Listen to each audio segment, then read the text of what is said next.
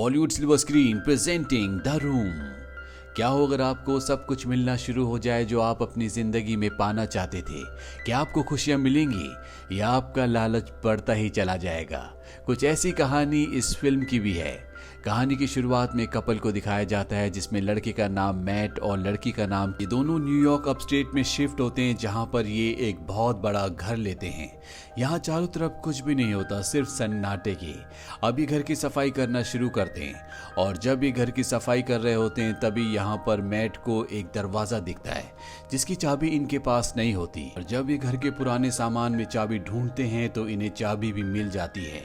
इसके बाद ये दरवाजा खोलने की कोशिश करते हैं और जल्दी दरवाजा भी खुल जाता है।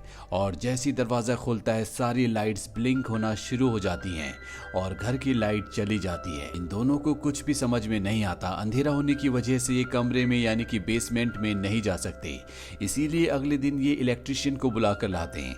और जब ये नीचे बेसमेंट में जाते हैं तो पूरी तरह से हैरान हो जाते हैं क्योंकि यहाँ पर चारों तरफ हजारों वायर्स होती है। जिन वायर्स का क्या मतलब है इन्हें कुछ नहीं पता। और तभी ये सेंटर में देखते हैं जहाँ पर एक व्हील होता है, वहाँ पर 3 छोटी छोटी लाइट्स जल रही होती है। इलेक्ट्रिशियन ये सब देखकर पूरी तरह से कंफ्यूज हो जाता है और वो कहता है कि मुझे यहाँ पर कुछ भी समझ में नहीं आ रहा। जाने से पहले वो मैट को बताता है कि यहाँ पर जो पहले लोग रहते थे उनका किसी ने मर्डर किया था। बहुत वक्त से ये घर खाली है। मर्डर की बात सुनकर मैट को बहुत अजीब लगता है क्योंकि कोई भी ऐसे घर में नहीं रहना चाहता जहाँ पर मर्डर हुआ हो।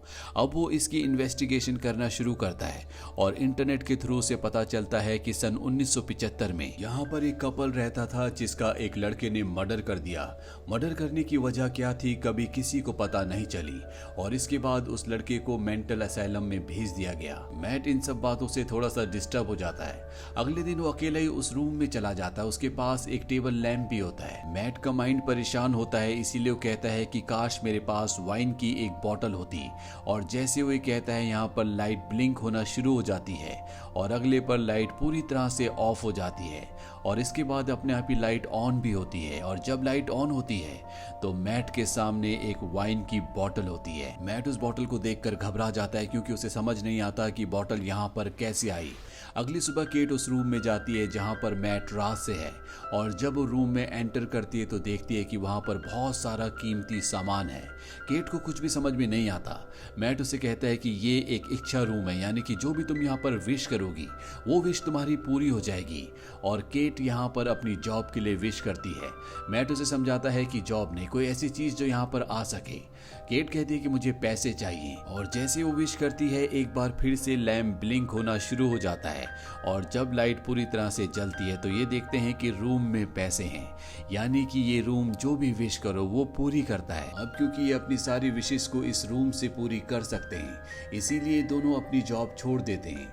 वहीं मैट को पता चलता है कि सन 1975 में जिस लड़के ने यहाँ पर रहने वाले कपल को मारा था आज भी वो जिंदा है, वो जेल में है। पर उसे इन बातों से फर्क नहीं पड़ता। ये दोनों अपनी इच्छाएं पूरी कर रहे होते हैं। ये वो हर चीज की डिमांड करते हैं जो इन्हें चाहिए होती है।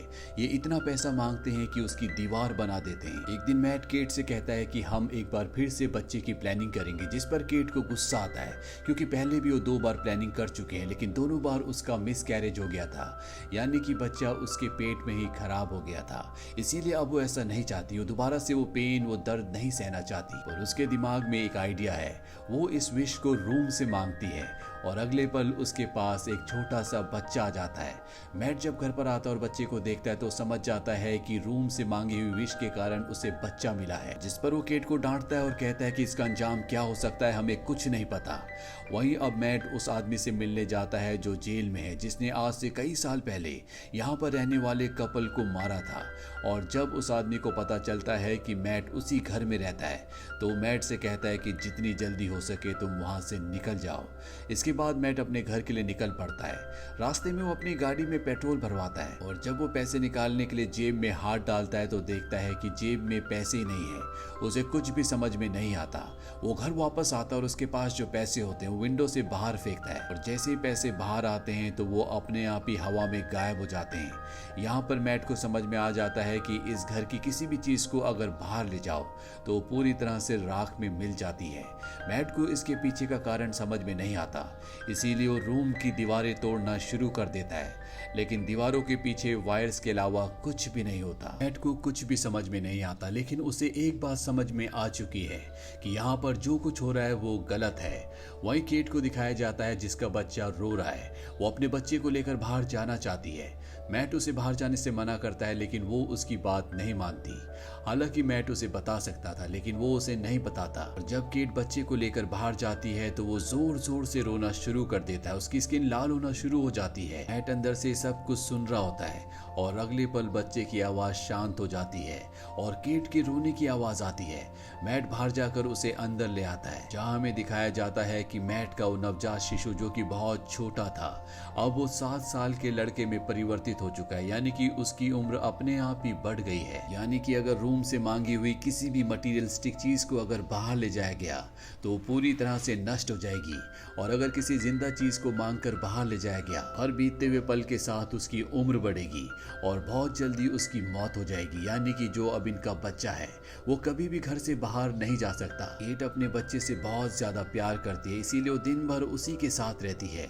वो मैट को बिल्कुल भी टाइम नहीं देती।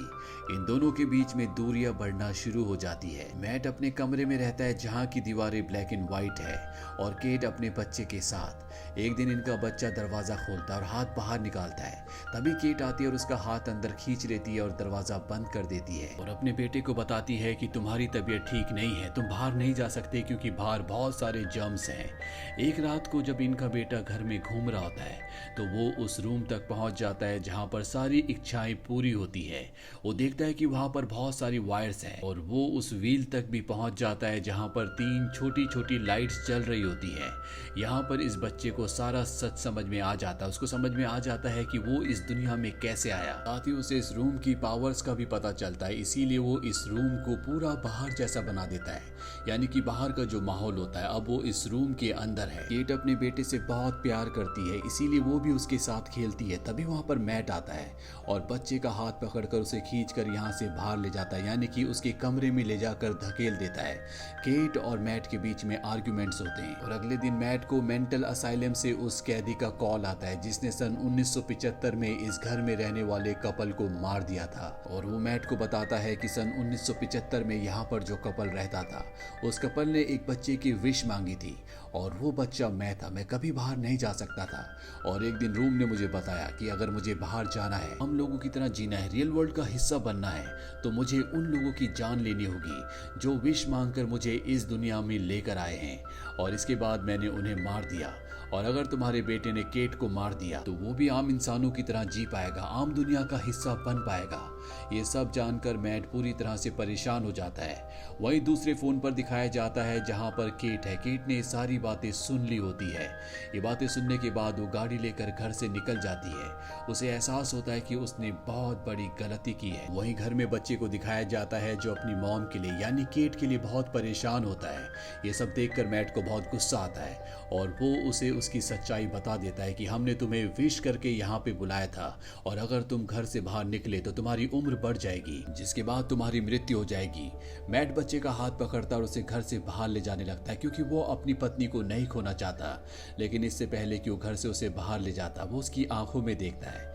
मैट को उस पर दया आ जाती है और उसे अपनी गलती का एहसास होता है। बच्चा इन सब बातों से पूरी तरह से सहम गया होता है। मैट उसे एक छोटा सा टाइगर देता है और एक कहानी भी सुनाता है, और इसके बाद ये दोनों एक बाप और बेटी की तरह एक साथ सो जाते हैं। केट जब आधी रात को घर आती है तो वो इन दोनों को एक साथ सोते हुए देखती है, जिससे केट को बहुत खुशी होती है। उसे एहसास होता है कि मैट ने बच्चे को अपना लिया है, इसीलिए वो मैट के पास जाती है और ये दोनों फिजिकली एक दूसरे के बहुत क्लोज आ जाते हैं। और ठीक उसी वक्त दरवाजे के बाहर से वो बच्चा ये सब कुछ देख रहा होता है, जिस वजह से उसके दिल में केट के लिए फीलिंग्स आना शुरू हो जाती है।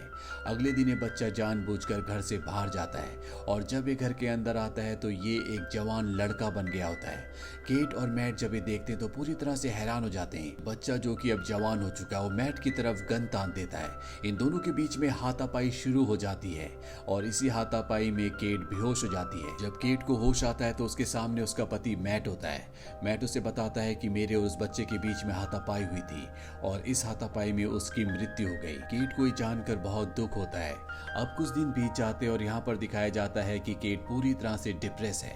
वो इस घर में नहीं रहना चाहती, इसीलिए मैट से कहती कि हमें इस घर को छोड़कर चले जाना चाहिए। पर मैट अब पूरी तरह से बदल गया है। वो केट को कहता है कि हमें इसी घर में रहना चाहिए क्योंकि हमारे पास यहाँ पर सब कुछ है। केट को कुछ शक तो होता है लेकिन उसे कुछ भी पूरी तरह से समझ में नहीं आता। और इसके बाद मैट केट के करीब जाने की कोशिश करता है। वो उसके साथ जबरदस्ती करने की कोशिश करता है।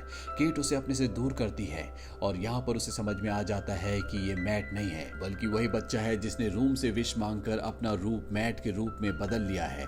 अब यहाँ पर केट भागते भागते बेहोश हो जाती है। वहीं असली मैट को दिखाया जाता है जो होश में आता है। वो पूरे घर में केट को और उस बच्चे को ढूंढता है लेकिन उसे वहां पर कोई भी नहीं मिलता। वो देखता है कि दरवाजा भी पूरी तरह से लॉक्ड है। वो किसी तरह से दीवार को तोड़कर वायर्स को हटाकर घर से बाहर निकलता है और तभी वो देखता है कि उसके सामने ठीक एक वैसा ही घर है, यानी कि उस बच्चे ने इस घर की एक और डुप्लीकेट कॉपी बना दी होती है, यानी एक जैसे दो घर, और उस घर के अंदर केट और वो बच्चा है। मैट किसी तरह से घर के अंदर चला जाता है जहां पर उसके सामने उसका हम शक्ल होता है, यानी कि वो बच्चा। केट भी पूरी तरह से कंफ्यूज हो जाती है और तभी वो बच्चे को उसके नाम से बुलाती है, जिस पर नकली मैट रिस्पॉन्ड करता है। केट समझ जाती है कि ये वही बच्चा है। वो उसे सीढ़ियों से धक्का देती है और इसके बाद मैट और केट घर से बाहर निकलने लगते हैं। पर वो बच्चा अपनी शक्तियों से घर के हर रास्ते को बदल देता है, जिस वजह से उन्हें बाहर जाने का रास्ता नहीं मिलता। लेकिन किसी तरह से ये दोनों घर के बाहर आ जाते हैं। अब वो बच्चा भी इनका पीछा करते हुए घर के बाहर आ जाता है। लेकिन सच्चाई तो ये होती है कि ये घर के बाहर का हिस्सा नहीं होता बल्कि ये घर के अंदर का हिस्सा है जो पूरी तरह से बाहर की तरह लगता है। केट और मैट अपने असली घर के अंदर आ जाते हैं। बच्चा उनके सामने होता है। वो मैट के ऊपर हमला करता है लेकिन मैट उसे पकड़कर घर के बाहर कूद जाता है। केट अंदर से दरवाजा बंद कर लेती है, यानी कि अब वो घर के अंदर नहीं आ सकता। बाहर रहने से उसकी उम्र बढ़ना शुरू हो जाती है, जिस वजह से उसकी मृत्यु हो जाती है। इस घर में इतना कुछ हो चुका होता है कि अब ये यहाँ पर नहीं रह सकते, इसीलिए दोनों इस घर को छोड़कर चले जाते हैं। इसी के साथ ये कहानी यहीं पर खत्म हो जाती है।